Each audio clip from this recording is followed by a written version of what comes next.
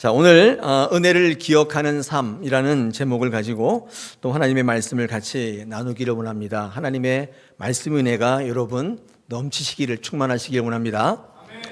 자, 이 시편 116편은요 표제어가 없는 시편 중에 하나입니다. 시편 150편 가운데 표제어가 없는 시편이 34편이 있습니다. 아무 제목이 안 달려 있다는 뜻이죠.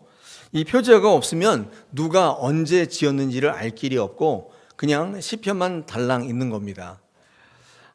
그런데 이 시편의 내용을 보면 내용은 이런 겁니다. 죽는 자리에서 다시 살아나는 구원을 체험하는 어떤 사람, 그렇죠? 그 사람의 간증의 내용입니다. 극한 어떤 위기에서 죽을 뻔한 그 자리에서 구원받은 어떤 사람의 간증이죠. 그 사람의 이름은 모르지만 그 사람이 어떤 상황에서 이 시를 썼는지는 이제 알 수가 있는 겁니다. 지은이가 없지만은 많은 학자들이 이 내용을 볼 때 그리고 어떤 인생의 흐름의 전개를 볼 때 이 사람이 아마도 다윗이지 않겠나 추측합니다.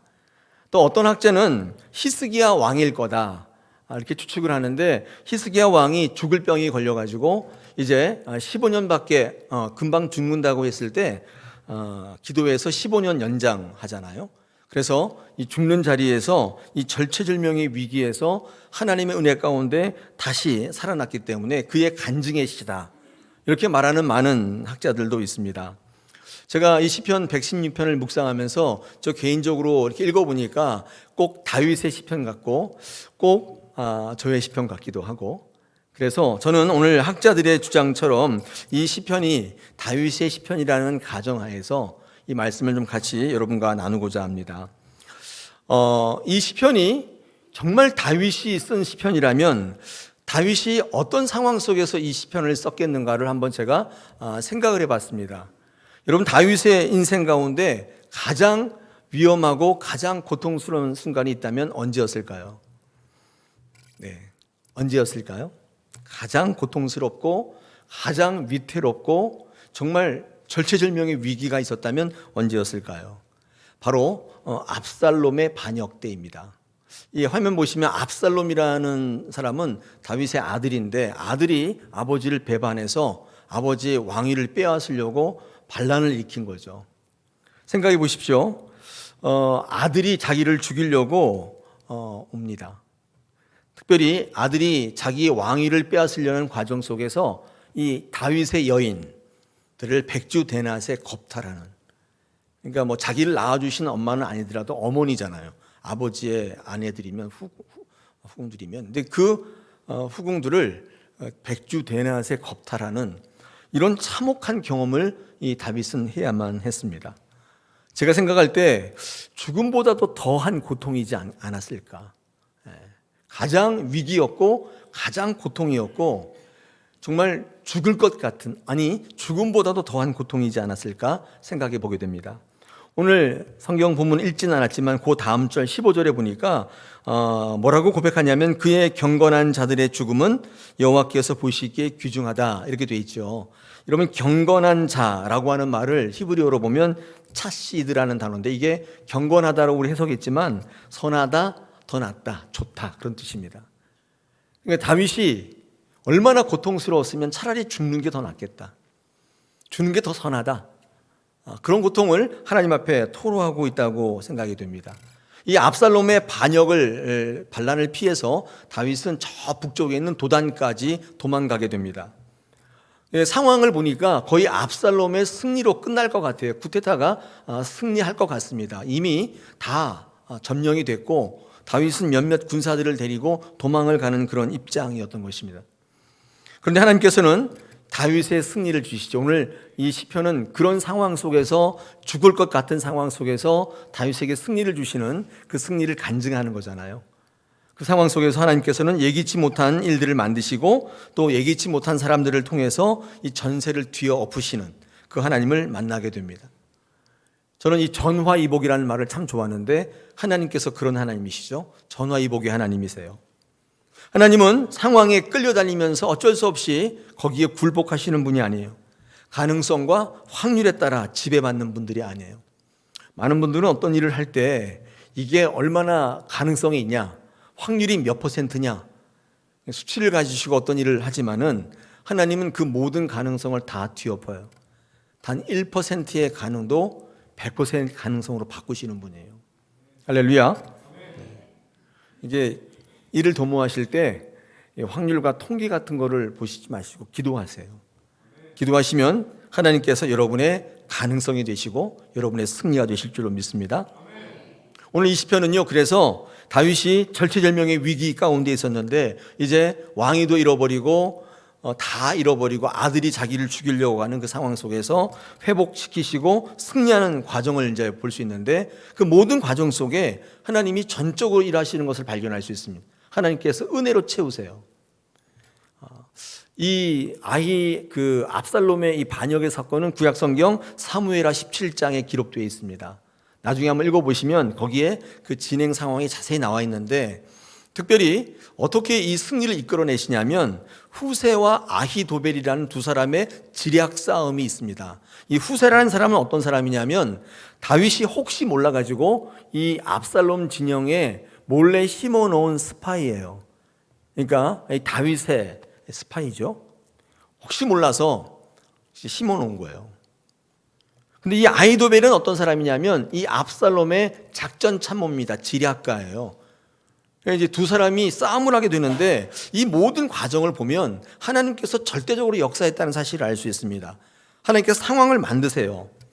후세가 다윗의 진영에 있다가 투항을 해서 왔기 때문에 굉장히 요주인물 아니에요? 그런데 이제 작전 회의를 하는데 이 압살롬이라는 사람이 이 사람이 후세를 불러오라는 거예요.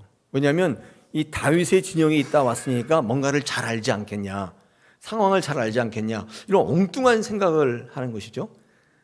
이 중요한 1급 기밀을 다루는 작전 회의 때 이 다른 진영에서 투항해 온 사람을 참여시킬까요? 어떠세요, 여러분? 혹시 모르잖아요, 스파일지. 근데 이 후세를 불러드립니다. 드문 일이죠. 흔한 일이 아니에요. 그래서 거기에 작전 회의를 하는데 이 후세라는 이 스파이하고 이 압살롬의 이 작전 참모의 두 지략가가 붙는데 이 후세라는 사람은 이 아히도벨은 어떤 작전을 이제 얘기하냐면 기습 작전을 해야 된다. 지금 다윗이 경황이 없기 때문에 전세를 가다듬고 있지 않으니까 기습 작전을 하면 압살롬 당신이 분명히 이긴다. 이런 작전을 내놓았어요. 그런데 이 다윗의 스파이 후세는 뭐라고 했냐면 그러면 질 것 같으니까 이 다윗의 유리한 얘기를 하죠. 아니다. 전면전을 해야 된다. 그러니까 기습 작전과 전면전이 붙어요. 근데 하나님께서는요, 이 압살롬의 마음을 움직이셔가지고 이 다윗의 스파인 후세의 작전에 마음이 끌리게 하세요. 전면전을 하기로 하는 거예요. 그리고 자신의 작전 참모인 아히도벨을 내쳐요. 여기에 충격받았죠. 이 아히도벨은 자살합니다. 전혀 예상치 못한 사건이 이제 발생한 거예요. 저는 이제 성경을 쭉 읽으면서 이 모든 것들은요, 하나님이 하시는 일이에요. 사람으로서는 그런 상황을 이렇게 엮어갈 수가 없죠. 그런 사람의 마음을 설득하고 사람의 마음을 움직이고 그런 후세를 작전 회의에 들어오게 만들고 그의 생각들을 귀를 기울이게 만들고 이 모든 것들은요, 우리가 할 수 있는 일이 아닙니다. 하나님이 하시는 역사가 이렇죠. 다윗이 혹시나 해서 그냥 심어놓은 스파이예요. 뭐 그 사람을 통해서 뭘 어떻게 해보려고 한 게 아니라 혹시나 해서 한 거예요. 아주 작은 일, 사소한 일이었습니다. 그런데 하나님께서 이 다윗의 전세를 뒤엎는데 뭘 사용하시냐면 큰 군대를 사용하시거나 엄청난 일을 사용하시는 게 아니라 그 작은 것들을 사용해서 전화위복을 만들어내세요. 아무것도 아닌 것 같은 그 일을 통해서 역사하시는 것입니다. 사랑하는 여러분, 우리가 신앙생활을 할 때 이런 전화위복과 반전과 역전의 그런 신앙을 그런 상황을 경험하려면 꼭 지키실 게 하나 있는데 여러분, 작은 일이라고 무시하시면 안 돼요. 신앙생활 할 때 그런 거 참 많이 있잖아요. 작은 일, 하지 않아도 그만인 일, 하나님께서 우리에게 주시는 사명 같은 거, 조그만 일, 내게 주신 약속들, 그렇죠. 그런 게 뭐가 있을까요? 오늘 주일인데 예배하라고 하나님께서 우리에게 명령하시고 약속을 주셨는데 할 수도 있고 안 할 수도 있잖아요. 작은 약속이라고 생각할 수 있는데 그냥 뭐 1년 52주 주일이 오늘밖에 없나? 그냥 뭐 다음에 하지. 이런 일들. 우리에게 맡겨주신 작은 일들이 있어요. 휴지를 줍고 뭘 하고 아주 작은 일인데 여러분 작은 일이라고 무시하세요? 무시하지 마세요. 생명이 거기서부터 시작됩니다. 하나님께서 그 일을 통해서 뒤집어요. 여러분의 인생을 뒤집고 상황을 뒤집는 일은 어떤 큰 일 때문이 아니에요. 이런 일들. 하나님 내게 말씀하시기 때문에, 내게 명령하시기 때문에 하나님께서 내게 하시는 말씀이니까 내가 지켜야지. 그런 거 있잖아요. 그런 게 여러분의 인생을 뒤집는 것입니다. 할렐루야. 여러분 앞에 화면 보십시오. 제가 마태복음 25장 21절을 읽겠습니다. 네. 네. 안 됩니까? 네. 손발이 안 맞네요. 한번 틀어보세요. 제가 펴서 읽겠습니다. 마태복음 25장 21절입니다. 네, 제가 한번 읽어보겠습니다. 여러분 한번 들어보시기 바랍니다. 그 주인이 이르되 잘하였도다 착하고 충성된 종아 내가 적은 일에 충성하였음에 내가 많은 것을 내게 맡기리니 내 주인의 즐거움에 참여할지어다 하고. 여기 뭐라고 되어 있냐면 아직도 안 나왔네. 네. 적은 일에 충성하니까 뭘 맡겨요? 많은 것을 맡겼다. 그래서 내 주인의 즐거움에 참여하게 된다. 천국 가고 구원받고 내 삶 속에 뭔가 뒤집어지는 역사는 뭐서부터 시작돼요? 적은 일, 작은 일이에요. 거기에 충성하니까 큰 일을 맡기는 거예요. 우리가 다윗처럼 절체절명의 위기에서 완전히 다 졌다는 그 전쟁에서 이제는 죽을 일밖에 안 남았다고 하는 그 일에서 뒤집어지는 역사가 어떻게 일어나느냐? 바로 이런 겁니다. 저는 말씀 묵상하면서 이런 게 굉장히 은혜가 돼요. 저는 목회하면서 뭔가 큰 일을 해야 한다고 생각해요. 뭔가 큰 부흥이 있어야 한다고 생각을 했었어요. 그래서 작은 일은 무시해요. 이런 걸 내가 할 게 뭐야? 그 생각했던 적이 참 많이 있습니다. 여러분 어떠세요? 어떤 큰일이 있을 때 교회에 오셔서 울부짖으면서 기도하면서 뭔가 큰 일을 벌여야 여러분 구원받을 것 같으세요? 여러분 일이 돌아서기를 원하세요? 역전이 되기를 소망하시는가요? 그렇지 않아요. 하나님께 여러분에게 맡기신 그 일, 작은 일, 약속을 지키고 청소를 하고 휴지를 줍고 물을 한번 잠그는 일, 이런 일. 하나님이 내게 명령하시기 때문에 여러분 충성하시면 하나님의 나라에 들어가는 하나님의 잔치에 참여하는 놀라운 일이 된다고 말씀합니다. 아멘. 할렐루야. 사람들이 쓰다남은 버릴 돌을 가지고 머릿돌을 삼으신다고 되어 있습니다. 사도행전 4장 11절에 보니까 이 예수는 너희 건축자들의 버린 돌로서 집 모퉁이의 머릿돌이 되었다고 말씀합니다. 예수님께서 우리를 구원하시는 분인데 이분이 어떤 분이시냐면 사람들이 쓰다남아서 버린 돌이에요. 아무것도 아닌 것처럼 버린 돌. 그 돌이 머릿돌이 되게 하시겠다는 것입니다. 다윗의 삶을 완전히 뒤집어 역사한 것은 그 후세입니다. 후세가 어떤 사람이냐? 그냥 한 거예요. 하나님께서 그 사람을 통해서 완전히 뒤집어 엎는 역사를 이루셨다는 것입니다. 다윗은 전쟁터에서 거의 패배를 해본 적이 없는 역전의 장수죠. 그러나 이 다윗의 수많은 실전 경험으로도 또 주변에 두는 많은 전문가의 손길로도 감당할 수 없는 일이 있었습니다. 이게 한계 상황이 있었던 거예요. 여러분 이런 한계가 있을 때마다 이 다윗은요 그 하나님을 바라보면서 하나님께서 주시는 은혜를 구하면서 그 은혜로 여기까지 헤쳐나온 것입니다. 그 은혜가 얼마나 귀한지 모르겠습니다. 자, 오늘 이 시편은요 이 다윗이 만약에 저자라면 그 절체절명의 위기에서 은혜를 통해서 살아나온 그 간증을 우리에게 하고 있습니다. 이 시편이 주목받는 이유가 거기에 있습니다. 첫 번째 이 시편이 주목받는 이유는 이 다윗이 이룬 구원이 자기의 능력이나 자기의 경험으로 한 것이 아니라 하나님의 은혜로 얻은 구원이라는 데 있어요. 하나님께서 은혜를 주셔서 승리했다는 것입니다. 우리가 이 시편을 절대적으로 주목해야 되는 이유예요. 어려울 때 자기가 자기를 어떻게 해보려고 하지 않고 하나님께 의지하고 하나님께 은혜를 구하는 인생이었다는 것이죠. 이게 이 시편에 전면적으로 드러나 있는 우리가 주목해야 되는 이 다윗이 위대한 첫 번째 이유예요. 그래서 이 시편에는요, 전면적으로 이 다윗의 한계가 이렇게 쭉 깔려 있습니다. 우리 3, 4절을 한번 제가 보겠습니다. 시편 116편 3, 4절. 사망의 줄이 나를 두르고 수월의 고통이 내게 이름으로 내가 환난과 슬픔을 만났을 때에 내가 여호와의 이름으로 기도하기를 여호와여 주께 구하오니 내 영혼을 건지소서 하였도다. 이렇게 말씀하고 있습니다. 여러분, 여기서 사망의 줄, 수월의 고통이라는 게 뭘까요?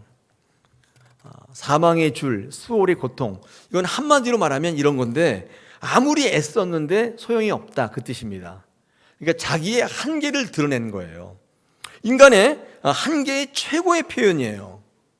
사망의 줄로 나를 꽁꽁 묶어가지고 꼼짝하지 못하도록 만들어놨다는 거예요. 그래서 지옥을 지금 경험하고 있다는 거예요.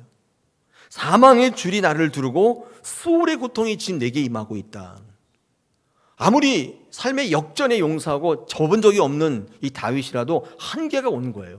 한계가. 꼼짝할 수 없는 것입니다. 그런데 중요한 것은 이 다윗이 이런 상황 속에서도 승리자가 되고 또 구원자가 되었던 이유는 다름 아닌 그 한계 때문이에요. 그 한계상을 받기 때문에 그는 하나님을 더욱더 바라보게 된 것입니다. 그 한계 때문에 하나님을 더욱 신뢰하게 되었다고 우리한테 고백하고 있는 것입니다. 그러므로 한계가 있을 때마다 어떻게 하셔야 돼요? 하나님의 은혜 앞으로 나오셔야 돼요. 은혜를 구하는 인생이 되어야 하는 것입니다. 은혜의 보좌 앞으로 나오시기를 축복합니다. 그렇다면 하나님께서 그 은혜를 통해서 한계를 이기게 하시는 하나님이신 줄로 믿습니다. 여러분, 세상 사람들은요, 이 한계 상황이 왔을 때 자기의 의지로, 자기의 능력으로 감당하려고 합니다. 그래서 그 한계 상황을 개척하고 극복하려고 애씁니다. 그런 분들 많이 있잖아요. 그러나 한계에도 상황이 있듯이 오듯이 사람의 의지에도 한계가 분명히 있습니다. 그렇기 때문에 자기를 의지하는 것은 매우 어리석습니다. 자기의 의지에 한계가 있어요. 그래서 한계를 가지고 한계 상황에 나가기 때문에 결국 한계가 와서 포기하게 돼요. 많은 분들이 자기의 의지를 굉장히 신뢰하시는 분이 있어요. 내가 마음 먹으면 할 수 있다. 내가 안 해서 그렇지 마음 먹으면 한다.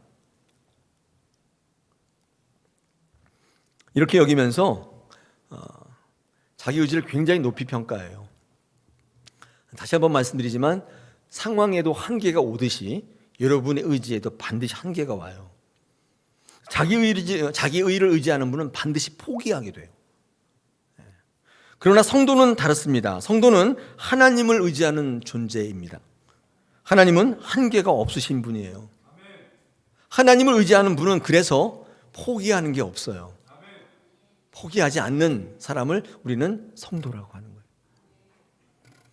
성도는 포기하지 않기 때문에 한계 상황이 기회로 나타납니다. 하나님께서 그 자리에서 역사하시기 때문에 그렇습니다. 오늘 이 다윗, 이 시편의 기자가 다윗이라면 이 다윗의 위대한 점이 있는데, 그는 이 전쟁에서 이기며 모든 상황에서 승리했기 때문이 아니라 그 승리를 주신 하나님을, 그 은혜를 늘 기억하는 사람이었기 때문에 그렇습니다. 우리가 다윗을 위대하다고 할 때 매번마다 이기고 매번마다 잘 되고 그래서 위대한 게 아니에요. 그가 위대한 이유는 그 승리를 주시는, 그 은혜를 주시는 그 하나님을 늘 기억하는 인생을 살았다는 것입니다. 그게 위대한 거예요. 보통의 경우 승리하게 되면 어떻게 되죠? 이 승리에 도취되어서 환호하며 자신만만해하며 살지 않습니까? 그래서 승리가 자기가 이룬 것처럼 살아가는 분이 많이 있습니다. 이게 교만해지는 거죠. 그러니까 하나님도 모른다고 하고 모든 것을 자기가 이루었다고 하고, 그래서 영적 안하무인으로 살아갑니다. 제가 이 안하무인을 물어보니까 다른 분들이 이렇게 잘 쓰지를 못하시더라고요. 저렇게 씁니다. 안하무인. 내 밑으로 사람이 없다, 뭐 그런 뜻이에요. 내 위로 사람이 없다. 완전히 승리에 도취되면 교만해져서 하나님을 모른다고 하고, 이 모든 것들이 다 우연이라고 하든지 내가 했다고 하든지 하나님께 영광 돌리려 하지 않는다는 것입니다. 이게 보통의 경우죠. 근데 오늘 시편에 이 다윗은 그렇게 하지 않고 이 하나님의 은혜를 기억하고 그 은혜를 구하며 하나님을 늘 생각하는 인생을 살았다는 것입니다. 이게 대단한 거죠. 오늘 6.25 73주년이잖아요. 6.25 때 계셨던 분 계세요? 깐나라기 때 말고 15세 이상 때 6.25를 내가 겪었다. 네. 안 계세요? 우리 교회 굉장히 젊은 교회네요. 그죠? 네. 그 6.25 때 잿더미였잖아요. 성한 게 하나도 없었어요. 근데 여러분 지금 6.25 지난 지 73년이 되었는데 세계 경제적으로는 손가락 안에 들어요. 근데 이거 여러분이 하신 거 맞아요? 어떻게 생각하세요? 한번 우리들끼리니까 솔직히 얘기해 봅시다. 여러분이 노력한 거 맞아요? 그래요? 그렇게 말하는 분들이 상당히 있어요. 우리 민족이 굉장히 똑똑하고 성실하고 근면하기 때문에 기적을 만들었다. 어이가 없어요. 물론 여러분이 노력하지 않았다는 건 아닌데 우리 민족이 그렇지는 않은데 73년 만에 이런 고도의 성장을 이룬 것은 정말 기적이에요. 고도의 성장뿐만 아니에요. 우리는 지금 세상에서 부러워하는 나라가 됐어요. 우리 한국에 사니까 잘 모르시죠? 외국에 사는 분들이 선교사들이 뭐라고 얘기하냐면 한국인의 지위가 너무 올라가서 어떨 때 느끼냐면 관공서에 딱 들어가 보면 안 돼요. 한국인이라 그러면 먼저 이렇게 해준대요. 한국인을 너무 좋아하고 부러워하고 그렇게 얘기한다고 해요. 이렇게 성공시켜주고 잘 먹고 잘 살게 해주고 수출하게 하고 해줬더니 자기가 한 거래요. 우리 민족이 똑똑해서 그랬대요. 우연이 된 거래요. 여러분 어떡하세요? 여러분 어떻게 생각하세요? 여러분이 지금까지 온 이 세월이 여러분이 한 거예요? 사업 잘 되시죠? 여러분이 한 건가요? 내가 결정해서 내가 한 거예요? 지금 직장에서 인정받고 계세요? 여러분이 한 겁니까? 한번 생각해 보시라는 거예요. 다윗이 위대한 점은 승리자였기 때문이 아니에요. 그 절체절명의 위기에서 구원받았기 때문이 아니라 그가 하나님을 기억하고 하나님의 은혜를 늘 기억하는 인생이었기 때문입니다. 전 여러분이 그렇게 하나님 앞에 인정받는 분 되시길 축복합니다. 은혜를 망각하지 않았습니다. 하나님 은혜를 늘 기억했던 것입니다. 자, 그런데 오늘 시편을 읽어보면 이 시편이 굉장히 독특해요. 우리가 이 시편을 주목해야 되는 이유가 또 있습니다. 여러분 오늘 이 시편 160편의 기자 다윗은 역전과 반전과 전화위복의 승리를 체험했지만 다윗은요 자기를 어떻게 인식하냐면 승리자로 인식하고 있지 않습니다. 오늘 12절에 보면 뭐라고 인식하는 줄 아세요? 제가 12절 읽어보겠습니다. 내게 주신 모든 은혜를 내가 여호와께 무엇으로 보답할까?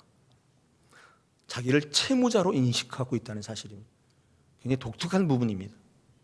자기를 승리자로 여기지 않아요. 나는 빚진 자라고 생각을 하는 거예요. 특이하게 다윗은 하나님이 주신 은혜를 당연한 것으로 여기지 않고 일종의 채무로 여기고 있다는 사실입니다. 저는 깜짝 놀랐어요. 다윗이 정말 위대한 이유는 여기에 있습니다.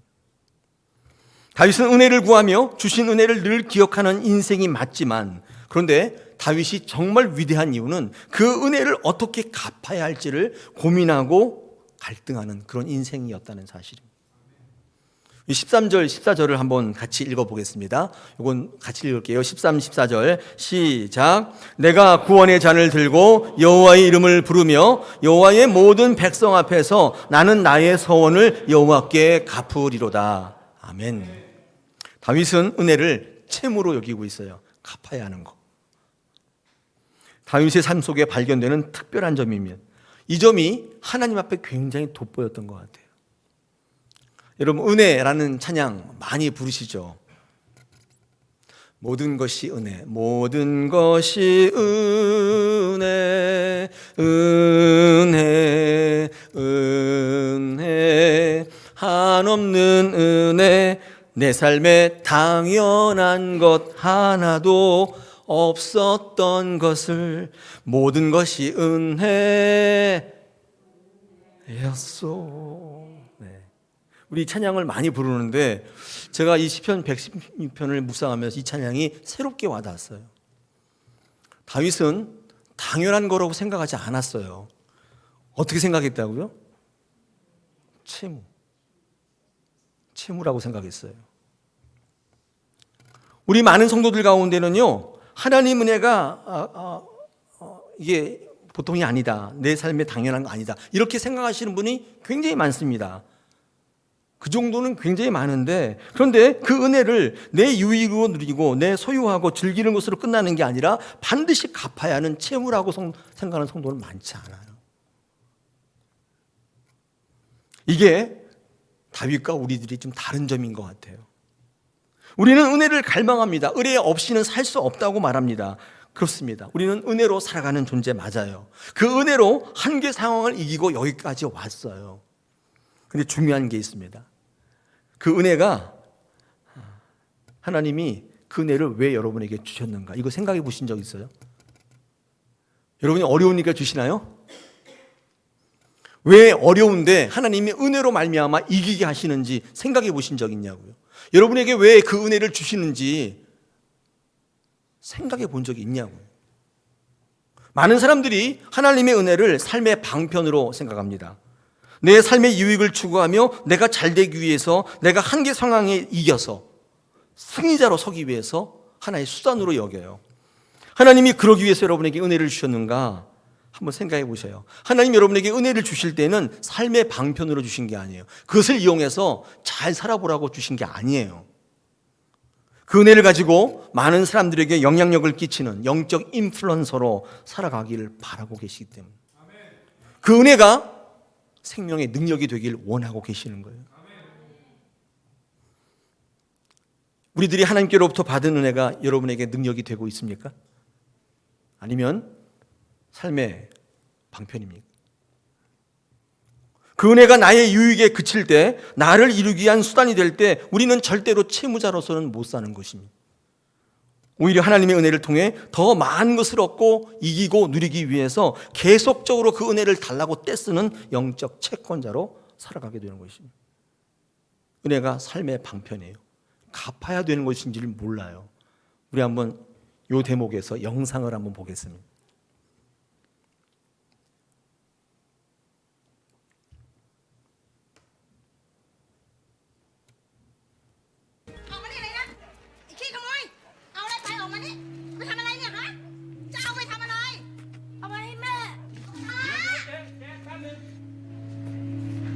Mẹ tuổi à? Muối, có lâu.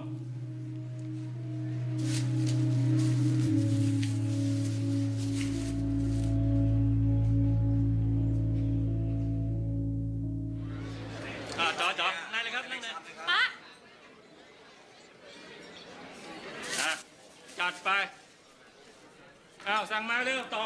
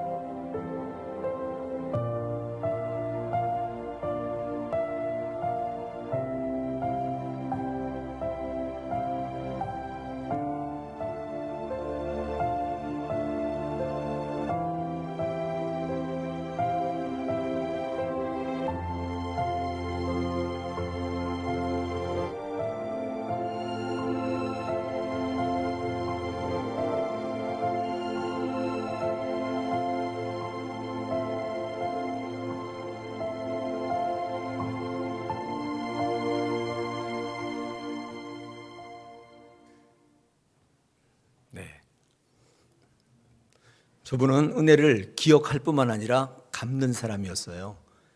하나님께서 우리에게 은혜를 주시는 것은 그걸 가지고 여러분 잘 살라고 주신 게 아니에요. 한계 상황을 이기고 승리해서 만끽하고 교만하게 살라고 주신 게 아니에요.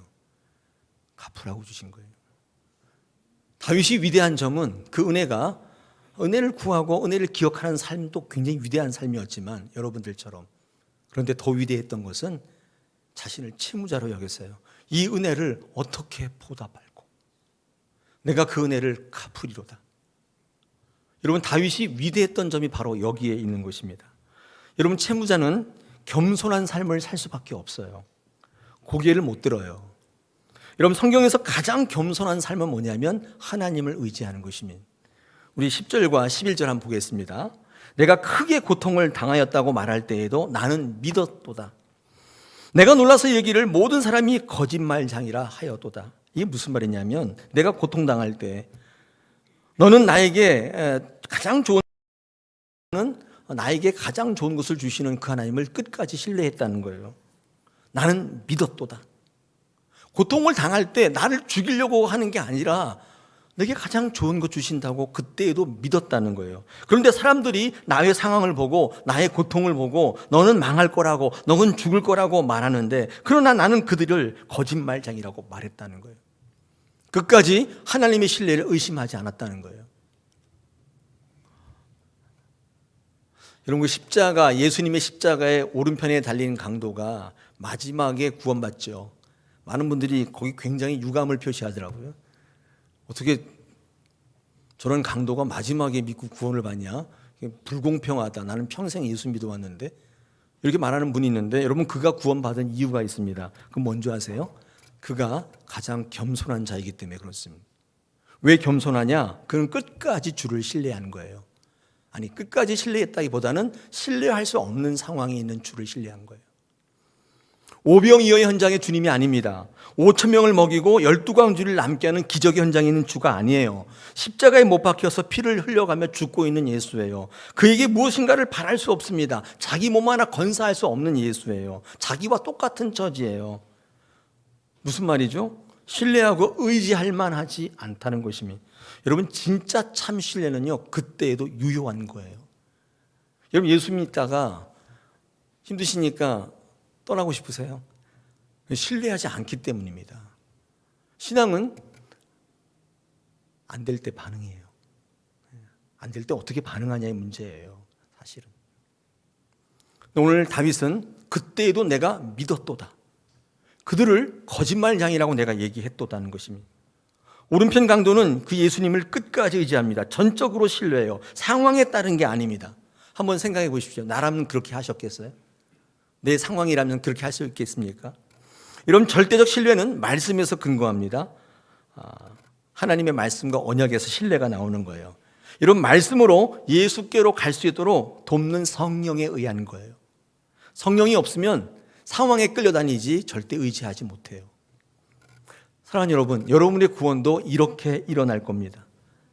상황에 따라, 눈에 보이는 것에 따라, 필요에 따라 일어나는 게 아니라 의지함으로, 주님을 신뢰함으로 일어날 거예요. 그러므로 상황에 따라, 눈에 보이는 것에 따라 살지 않기를 권면드립니다. 말씀에 따라 살아가시길 축복합니다. 빌립보서 4장 13절에 내게 능력 주시는 자 안에서 내가 모든 것을 할 수 있다. 모든 걸 할 수 있다 그러니까 굉장히 교만해 보이죠. 이게 제일 겸손한 거죠. 내가 하나님 안에 있기 때문에 그를 의지함으로 모든 것을 할 수 있게 하시는 그분을 신뢰한다는 뜻입니다. 그런 고백이 여러분의 고백이 되기를 축복합니다. 오늘 딱 이렇게 6.25가 딱 주일이 되는 것은 보기 드문 일인데, 제가 사실은 태극기를 개항하고 싶었지만 우리 교회에서 안 하던 일이라서, 제가 언젠가 미국 여행할 때 독립기념일에 미국 교회에서 예배를 드린 적이 있는데, 그때 이 성조기가 앞에 펄럭이면서, 화면에서 펄럭이면서 모든 남자들이 다 군복을 입고 교회에 와, 여기 훈장을 다 달고 예배하는 모습을 봤으면, 목사님도 군복을 입고 아마 해병대였던 것 같아요. 거기 있는 앉아있는 노인분들이 전부 깃발을 들고 뭘 들고 어떤 분은 총을 메고 이렇게 다 교회에 오신 거예요. 그 예배를 드리는데 굉장히 인상적이었습니다. 마지막에 서서 그 애국가를 부르는데 정말 그 잊혀지지가 않아요. 오늘 제가 앞에 조금 흉내를 내봤는데 여러분 오늘 한국전쟁 73주년이 되는 날입니다. 요즘같이 전쟁의 소문이 흉흉할 때에 더욱 의미 있는 주일이라고 생각이 됩니다. 여러분 우리 한국전쟁이 일어났을 때 이 땅을 위해서 수많은 젊은이들이 피를 뿌렸습니다. 알지도 못하는 나라에서 와가지고 피를 뿌렸습니다. 이런 그들의 희생을 잊지 말아야 할 뿐만 아니라 이제 갚아야 되는 것입니다. 우리 일부 예배 때 우리 교회 예배하는 라헬이라는 우리 처자가 아니라 뭐지? 우리 자매가 있어요. 이티오피아에서 온 유학생입니다. 근데 그 할아버지가 한국 전쟁 참전 용사예요. 오늘 제가 선물을 좀 주려고 했는데 오늘 안 왔어요. 오늘 그 한국 전쟁 참전 용사들이 우리나라에 왔는데 지금 부산 유엔 공원에서 뭐 하고 있대요. 거기 지금 가 있는데 선물을 주려고. 그걸로 부족하지만 아까도 얘기했듯이 여러분 우리는 잿더미에서 하나님의 은혜로 특히 그 이름도 모르는 외국의 청년들의 핏값에 서 있는 거예요. 잊지 마셔야 돼요. 할렐루야. 다음 주에 우리 라헬 자매를 보면 안아주시고 고맙다. 너희 할아버지 덕분에 내가 여기 있구나. 이렇게 말할 수 있게 되기를 바랍니다. 더불어 오늘 우리 제2차 태신자 작정의 날입니다. 알고 계시죠? 여러분도 누군가의 태신자였다는 사실을. 근데 이제 살만하시다고 태신자 작정에 부담되세요? 은혜를 잊어버리셨어요? 여러분이 어떻게 구원받으신지를? 그래서 오늘도 안 쓸 작정이십니까? 네. 은혜를 갚으셔야 돼요. 내 생명의 은혜를 갚으셔야 돼요. 이제 우리는 하나님 앞에 가는 순간까지 채무자로 사는 것입니다. 예수님은요 십자가에 못 박히실 때 뭐라고 외치신 줄 아세요? 내가 이제 다 갚았다. 테텔레스타이. 주님은 한평생 복음의 빚진 자로서의 채무자로 사셨던 거예요. 여러분을 구원하시기 위해서 그 빚을 갚아가시는 삶을 사시다가 십자가에서 다 완성하시고 다음과 같이 선언하신 거예요. 다 갚았다. 여러분 이게 우리의 고백이 되었으면 좋겠습니다. 하나님 은혜를 주셔서 이 모든 열악한 환경 속에서 일어나게 하시고 살아가게 하시고 부족함이 없게 하셨는데 이것은 그들의 생명을 구하라고 그들에게 영향력을 끼치라고 주신 하나님의 능력인 거예요. 이것을 내 안에 가두시는 분이 단 한 분도 없기를 소망합니다. 오늘도 어려운 현실에 있는 여러분들 또 절체절명의 위기에 있는 분들 그 은혜를 기억하시고 구할 뿐만 아니라 그 은혜를 갚아가십시오. 하나님께서 새 생명으로 갚으시고 또 우리 교회를 부흥케 하시는 놀라운 하나님이신 줄로 믿습니다.